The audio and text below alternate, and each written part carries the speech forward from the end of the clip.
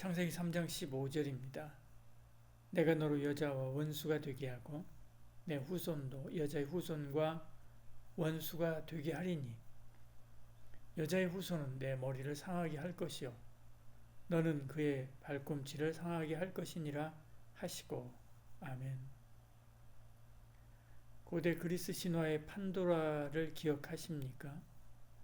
그녀는 신들로부터 각종 재능을 부여받았습니다. 그러나 판도라의 이야기는 그녀의 호기심이 인간 세상에 재앙을 불러왔다라고 하는 비극으로 끝나지요. 하와도 그녀와 유사합니다. 아담의 돕는 배필로 지음받았지요. 소프트웨어로 보면 하나님의 창조한 가장 고등한 최종 작품입니다. 그러나 그녀의 호기심이 죄를 불러와 재앙을 일으켰지요. 그런데 판도라와 다른 점이 있습니다. 단순히 비극적인 결말로 끝나는 것이 아니라 위대한 구원의 시작이 되는 것이지요. 우리는 그녀의 삶을 통해 창조, 타락, 구원의 과정을 이해할 수 있습니다. 창세기 2장 18절에 이렇게 말씀합니다. 여호와 하나님이 이르시되 사람이 혼자 사는 것이 좋지 아니하니 내가 그를 위하여 돕는 배필을 지으리라 하시니라 말씀하지요. 하나님의 창조입니다. 하나님께서 이렇게 마음먹으시고 아담이 잠든 사이에 그 갈비뼈를 빼어서 하와를 창조하시게 되지요. 21절에 말씀하죠. 아담을 돕도록 지었습니다. 서로 도우며 사랑하며 살라고 지은 것이지요. 하와는 특별한 목적을 위해서 지음받았습니다. 단순한 동반자가 아닙니다. 외로우니까 말동무나 하라고 지은 것이 아니지요. 일손이 부족하니까 도우라고 하는 것도 아닙니다. 돕는다라고 하는 말은 에제르인데 그냥 손을 거드는 정도가 아닙니다. 시편 121편에는 이 단어가 이렇게 쓰였습니다. 내가 산을 향하여 눈을 돌리라. 나의 도움이 어디서 올까? 나의 도움은 천지를 지으신 여호와에게서로다. 그렇게 말씀하죠. 여기서 돕는 것, 이게 바로 에제르입니다. 하나님의 그 백성을 돕는 것, 이것을 말하죠. 하와가 결코 수동적이거나 열등한 존재가 아니다라고 하는 것을 알 수 있습니다. 오히려 부족함을 채우고 함께 나아가며 협력할 파트너로 창조되었다라고 하는 뜻이지요. 이 협력을 통해서 생육하고 번성하게 했습니다. 배필은 짝이라는 말입니다. 그에 합당한 또는 그에게 맞는 이런 뜻이지요. 맞춤으로 창조하신 것입니다. 서로 약함을 보완하고 돕도록 지으신 것이지요. 그러니까 세상의 커플들이 그렇게 많은데 대부분 서로에게 만족하며 사는 것입니다. 만일 그렇지 않다면 나는 1,05,750등 하는 배필과 함께 사니까 이렇게 인생이 힘들다라고 말할 것이지요. 근데 많은 부부가 서로 만족하며 사는 것은 그 사람에게 맞는 배필을 만났기 때문에 그렇지요. 아담에게 맞는 짝은 하와밖에 없지요. 저와도 아니고 고와도 아니고 하와 한 사람뿐입니다. 나에게 맞는 짝도 내 아내, 내 배필이지요. 만족하며 감사하며 살아야 됩니다. 하와는 아담의 자기 갈비뼈로 지음받았습니다. 갈비뼈는 심장, 간, 허파, 위 이런 것들을 보호하는 역할을 하지요. 배필은 이렇게 나를 지켜주는 또 다른 나입니다. 갈비뼈를 미워하거나 부정하거나 비하하면 안 되지요. 그 사람이 곧 자기이기 때문에 그렇습니다. 아내나 남편을 비하하거나 흉보는 분들이 있는데 그것만큼 바보가 없습니다. 밖에서 하면 내 얼굴에 침 뱉기고 안에서 하면 미움받고 싶어 작정한 것이지요. 밖에서는 못나도 자랑하고 안에서는 미워도 사랑하고 그렇게 해야 떡 하나라도 더 얻어먹습니다. 근데 이 하와가 타락의 통로가 되지요. 창세기 3장 6절 이렇게 말씀하죠. 여자가 그 나무를 본즉 먹음직도 하고 보암직도 하고 지혜롭게 할 만큼 탐스럽기도 한 나무인지라 여자가 그 열매를 따먹고 자기와 함께 있는 남편에게도 주매 그도 먹은지라 말씀합니다. 하와가 흔들리고 고민하는 모습이 역력합니다. 자유가 있기 때문에 하는 것입니다. 만약 하와가 아니라 로봇이라면, 아니 바위라면 그런 생각하지 못합니다. 자유의지가 없기 때문에 그렇죠. 우리 교회에서 가장 믿음 좋은 분이 누군 줄 아십니까? 찬양 반주기입니다. 아침에 틀어놓고 나가면 저녁 늦게까지도 계속 찬양합니다. 쉬지 않고 찬양합니다. 자유의지가 없기 때문에 그렇지요. 종료 버튼을 누르기 전까지 계속 찬양을 합니다. 아마 옆에 불이 나도 찬양을 계속할 것입니다. 자유의지가 없기 때문에 그런 것이죠. 이처럼 하와가 흔들린 것은 자유의지가 있기 때문에 그런 것입니다. 아담도 마찬가지입니다. 하와가 주는 것을 받아들고서 고민했을 것입니다. 먹자니 하나님께 혼날 것 같고, 안 먹자니 하와에게 쫄보라고 놀림받을 것 같고 고민했을 것입니다. 자유의지가 있기 때문에 그런 거죠. 그러니까 선악과는 자유의지의 나무라고 해도 과언이 아닙니다.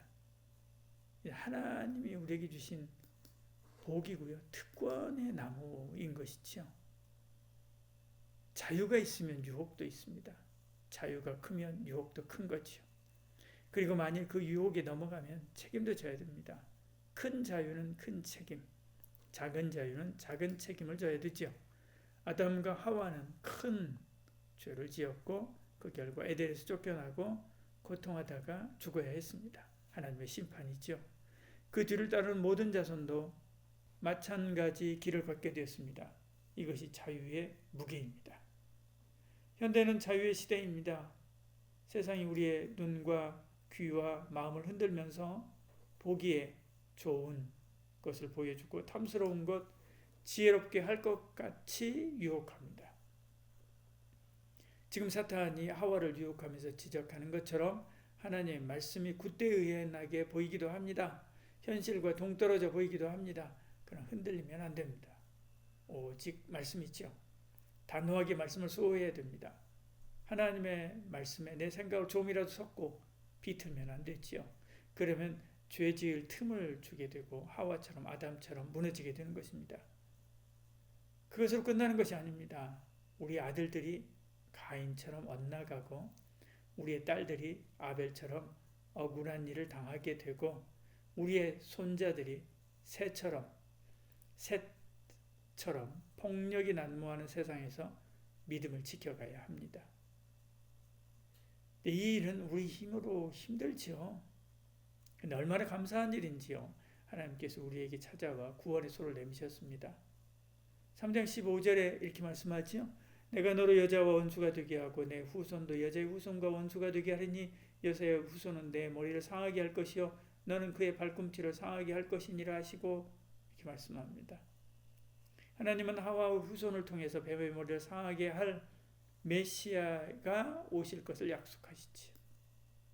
하와는 구원 이야기의 시작입니다. 하나님의 심판 후에 하와와 뱀의 대립이 본격적으로 시작하죠. 아담이 아닙니다. 여자입니다. 죄가 많은 곳에 은혜가 많다고 그 첫 유혹을 경험한 하와가 죄에 대해서 그만큼 더 민감한 것이죠.